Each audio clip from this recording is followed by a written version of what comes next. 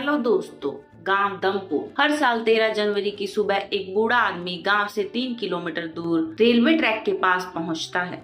फटे पुराने कपड़े, कांपते हाथ और कंधे पर एक छोटा सा बर्तन जिसमें पानी, थोड़ा साबुन और एक पुराना कपड़ा होता है। वो किसी से कुछ नहीं कहता।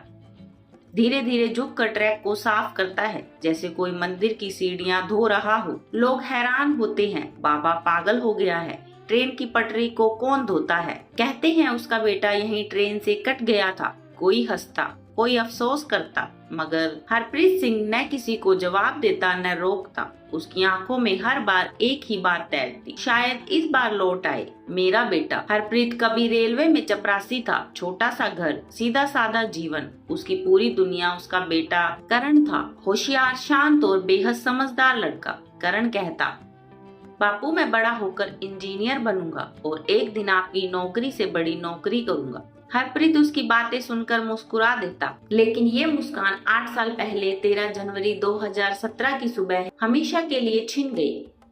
करण 18 साल का था, गांव से शहर की ओर जा रहा था। कॉलेज की एडमिशन फीस भरने हरप्रीत ने बड़ी मुश्किल से पैसे जोड़े थे। करण को ट्रेन पकड़नी थी, पर ट्रैक क्रॉस करते वक्त अचानक सामने से ट्रेन आ गई। ट्रेन ड्राइवर ने हॉर्न दिया, लोग चिल्लाए, लेकिन जब तक कुछ होता करण लापता था। उसका शव नहीं मिला, सिर्फ फटे हुए बैग और खून से सना एक जूता। रेलवे ने मौत मान ली, पुलिस ने एक्सीडेंटल डेथ रिपोर्ट लिख दी और गांव वालों ने कहानी खत्म मान ली।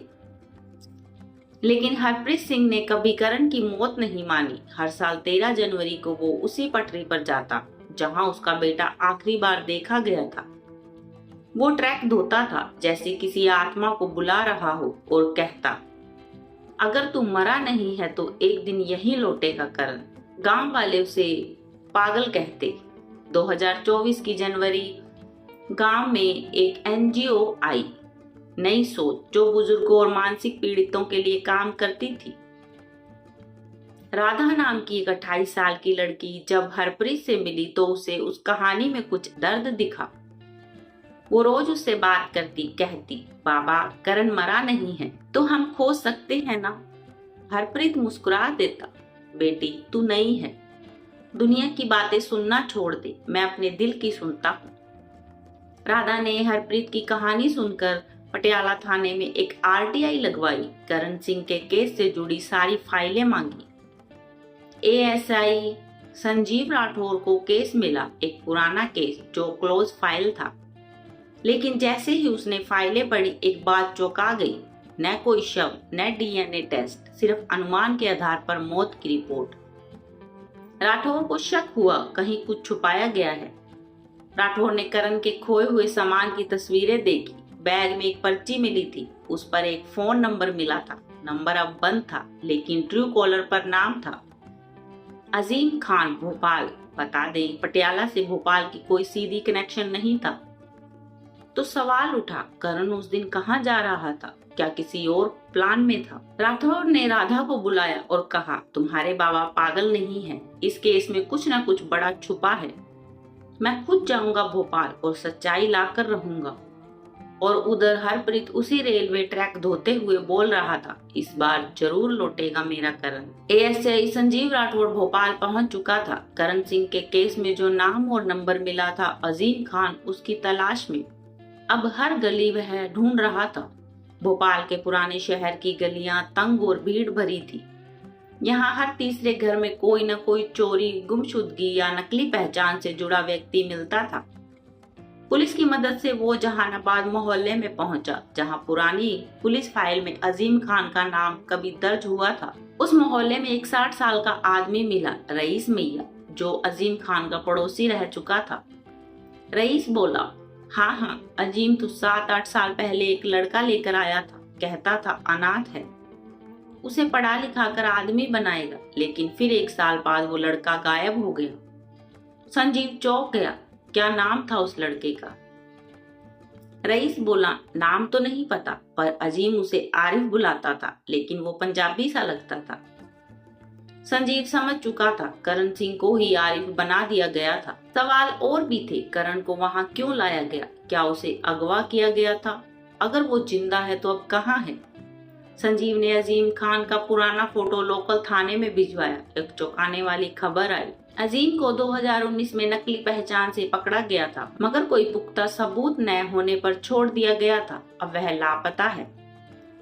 राधा हरप्रीत से रोज मिलने लगी थी और वो उसका मन बहलाती, उसकी डायरी पढ़ती और पुराने खत देखती। एक दिन हरप्रीत बोला, करण को दर्द से डर लगता था। कभी अगर चोट लगती तो वो माँ के गले लगकर घंटों रोता था। राधा की आंखों में आंसू आ गए। बाबा, अगर वो जिंदा है तो इस बार लौटकर जरूर आएगा। हरप्रीत मुस्कुराया, इस बार शायद धोना ना पड़े। संजीव को अजीम के घर से एक पुराना बैग मिला। उसमें एक मेडिकल फॉर्म था, एक लड़के का मेंटल एवोल्यूशन रिपोर्ट। नाम आरिफ खान, लगभग 25, उम्र, स्थिति दिमागी झटका जिससे पुरानी यादें मिट जाती हैं। यह रिपोर्ट एक एनजीओ रन मानसिक अस्पताल की थी, जो भोपाल से 40 किलोमीटर दूर एक पहाड़ी क्षेत्र में था। सुखशांत के अंदर एक पुराना टूटा फूटा भवन था। वहाँ के डॉक्टर से पूछने पर उसने बताया, हाँ, ऐसा एक लड़का था, चुपचाप हर समय दीवार देखता रहता था, ना बोलता ना मुस्कुराता।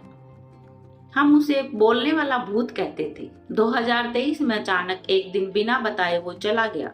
कोई आया था उसे लेने? संजीव ने पूछा। नहीं, वो खुद ही चला गया था, लेकिन जाते वक्त उसने एक वाक्य कहा था। डॉक्टर ने बताया, बोलते हुए रोया था, बापू मुझे माफ कर देना, मैं लौटूंगा। संजीव की रूह कांप गई। करण जिंदा है और वो लौटना चाहता है। 13 जनवरी आने वाली थी। संजीव पटियाला वापस लौटते ही राधा को सारी बात बताता है। अब 3 लोग थे, एक बाप जो उम्मीद में जी रहा था, एक लड़की जो उस उम्मीद को संभाल रही थी, और एक अफसर जो उस उम्मीद को पूरा करने चला था। ट्रैक पर फिर से हरप्रीत सिंह खड़ा था। इस बार साफ सुथरा कपड़े पहने, झुका नहीं था। उसके पास राधा भी थी और कुछ दूर खड़ा था संजीव। ट्रैक साफ हो चुका था। हरप्रीत बैठ गया, आंखें बंद कर दी, सिर्फ एक शब्द दोहराता रहा, आज जरूर आएगा। सुबह 7 बजे एक पैसेंजर ट्रेन ट्रैक से गुजरी और रुक गई। ड्राइवर की सीट से एक आदमी उतरा, फटे पुराने कपड़े, गंदी जैकेट और जले हुए जूते। चेहरा पहचानना मुश्किल था, लेकिन आंखें कांप रही थी। वो चुपचाप हरप्रीत के पास आया और जमीन पर बैठ गया। कुछ नहीं बोला, सिर्फ बुदबुदाया, बापू मैं आरिफ नहीं हूँ, मैं तेरा करण हूँ। हरप्रीत की आंखों से आंसू फूट पड़े। वो अपने बेटे को कसकर गले लगाता है। 18 साल का इंतजार उस एक लम्हे में खत्म हो जाता है। 13 जनवरी 2025 की वो सुबह जब करण ट्रेन से उतरकर ट्रैक के पास पहुंचा तो हरप्रीत सिंह की आंखों से आंसू रुक ही नहीं रहे थे। पिता पुत्र गले मिलकर जमीन पर ही बैठ गए। करीब 1 घंटे बाद करण बोल सका, कांपती आवाज, टूटे शब्द और डरी हुई आंखें। बापू बहुत कुछ हुआ, मैं कहना नहीं चाहता, लेकिन तू जाने बिना मानेगा नहीं। संजीव राठौर और राधा भी बैठ गए। करण ने बोलना शुरू किया, बापू उस दिन मैं स्टेशन पर पहुंचा तो देर हो चुकी थी। मैं ट्रैक पार कर रहा था, तभी पीछे से किसी ने जोर से मेरी गर्दन दबा दी। मुझे खींचकर झाड़ियों में ले गए। 3 लोग थे, एक का नाम बार बार सुनाई देता था, अजीम भाई। उन्होंने मुझे एक गाड़ी में डाला, आंखों पर पट्टी बांध दी और रात भर सफर करवाया। जब पट्टी खुली मैं भोपाल के पुराने कमरे में था। अगले कुछ दिन मेरी यादें धुंधली है। मुझे जबरन ड्रग्स दिए गए, नाम तक बदल दिया गया। अगले कुछ दिन मेरी यादें धुंधली है, लेकिन इतना याद है कि उन्होंने मुझे कुछ इंजेक्शन दिए। शायद मैं कुछ समय के लिए होश में नहीं था। जब होश आया तब मेरे पास पहचान का कोई दस्तावेज नहीं था और उन्होंने मुझसे बार बार कहा, तेरा नाम अब आरिफ है, तू अनाथ है, तेरे माँ बाप मारे जा चुके हैं। धीरे धीरे मैं खुद भी भूल गया कि मैं कौन था। 2 साल तक उन्होंने मुझे 3 अलग अलग शहरों में घुमाया, भोपाल, नागपुर, जबलपुर। कभी चाय की दुकान पर मजदूरी, कभी होटल में झूठे बर्तन धोना और कभी मंदिरों के बाहर भीख मंगवाने भेजते थे। जब मैंने भागने की कोशिश की तो मुझे बंद कमरे में 3 दिन भूखा रखा। एक बार इतना मारा कि मेरे कान से खून बहने लगे। मानसिक अस्पताल पहुंचाया गया। फिर वहां मैंने अपनी तस्वीर देखी। 2019 में मेरी हालत बिगड़ गई। मैं बोलना बंद कर चुका था। उन्होंने मुझे पागल घोषित करवाकर एक सरकारी एनजीओ अस्पताल में भर्ती करवा दिया, वहीं सुख शांत के अंदर। वहां मुझे कोई आरिफ बुलाता था, पर एक दिन एक वॉलंटियर लड़की ने मुझे एक अखबार की कटिंग दिखाई। उसमें मेरी गुमशुदगी की खबर थी और तेरी तस्वीर बापू। मुझे कुछ याद आया, पर सब कुछ नहीं। मैं अस्पताल से भाग गया, लेकिन न पैसे थे न पहचान। कोई मेरी बात नहीं मानता था। मैंने ट्रेन में चढ़ने की कोशिश की, कई बार पकड़ा गया, मारा गया, भगा दिया गया, पर मैं चलता रहा क्योंकि दिल कहता था पटियाला जाना है। मुझे नहीं पता मैं अब क्या हूँ, मैं करण हूँ या आरिफ, पर आज मैंने देखा तो पहचान लिया और बस लौट आया। राधा सिसक रही थी, संजीव की आंखों में गुस्सा और करुणा दोनों थे। हरप्रीत ने कांपते हाथों से करण का चेहरा थामा और बस इतना कहा, मेरा बेटा चाहे कुछ भी बन जाए पर मरा कभी नहीं था। पटियाला सिटी थाने का कॉन्फ्रेंस हॉल। करण अब धीरे धीरे सामान्य हो रहा था। उसे अब अपना नाम, गांव, बाप और वो सब याद था जिसे 8 साल पहले जबरन उससे छीन लिया गया था। एएसआई संजीव राठौर ने मजिस्ट्रेट की अनुमति से करण की स्टेटमेंट रिकॉर्ड करवाई। मैं करण सिंह हूँ। मेरा अपहरण 13 जनवरी 2017 को हुआ था। करण ने अस्पताल में जिस एनजीओ की मदद से खुद को भर्ती बताया था उसका नाम था होप ह्यूमन फाउंडेशन। नाम सुनते ही राठौर के कान खड़े हो गए, क्योंकि वे वही संस्था थी जो राधा के संगठन नई सोच के साथ कभी जुड़ी थी, लेकिन 2020 में उससे अलग हो गई थी। पता चला कि होप ह्यूमन फाउंडेशन दिखावे में बुजुर्गों और बच्चों की सेवा करती थी, लेकिन अंदर ही अंदर वो ह्यूमन ट्रैफिकिंग रैकेट से जुड़ी थी। संजीव ने एसआईटी टीम गठित की और होप फाउंडेशन के दिल्ली, भोपाल, कानपुर के ऑफिसेज पर रेड करवाई। हैरान कर देने वाले दस्तावेज मिले, झूठे नामों की लिस्ट, फर्जी आधार कार्ड। साफ था कि यह अंतर्राज्यीय मानव तस्करी का नेटवर्क था। राधा ने जैसे ही होप फाउंडेशन का नाम सुना वो टूट गई। मैं तो बस सोचती थी बाबा को मदद चाहिए।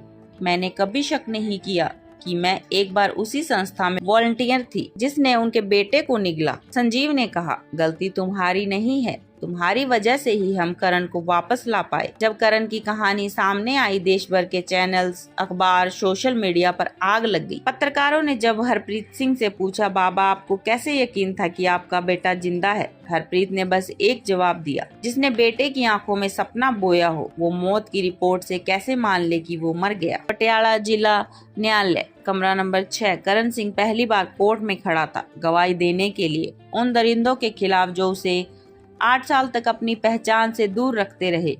कंधों पर पिता हरप्रीत का हाथ था और सामने कटघरे में खड़े थे होप ह्यूमन फाउंडेशन के 6 पदाधिकारी और उनके साथी। करण ने एक एक विस्तार से बयान दिया, कैसे उसे ट्रक से अगवा किया गया, कैसे नाम बदला, कैसे उसे नशा देकर मानसिक रोगी बनाया गया। पूरा कोर्ट रूम स्तब्ध था। जज ने करण की बहादुरी की सराहना की और तुरंत फास्ट ट्रैक ट्रायल की अनुमति दी। मार्च के आखिर तक ही कोर्ट का फैसला आ गया।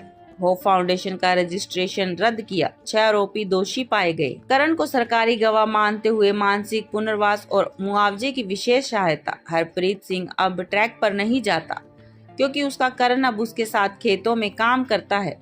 राधा ने अपने एनजीओ नई सोच को नया मिशन दिया, हर उस बच्चों को वापस लाना जो अपनी पहचान खो चुका है। करण अब एनजीओ में वॉलंटियर है। वो खुद जाकर अनाथालयों, शेल्टर होम्स और मानसिक अस्पतालों में गुमनाम चेहरों को पहचान दिलवाने में मदद करता है। एनजीओ द्वारा आयोजित एक समारोह में एक फोटो ली गई जिसमें हरप्रीत सिंह, करण और राधा एक साथ खड़े हैं। पिछले ट्रैक की पृष्ठभूमि में उस तस्वीर के नीचे लिखा था, कभी जिसकी मौत मान ली गई थी आज वो औरों को जिंदगी दे रहा है। दोस्तों, कहानी अच्छी लगी हो तो वीडियो को लाइक करें, कमेंट करें और चैनल को सब्सक्राइब जरूर करें। धन्यवाद।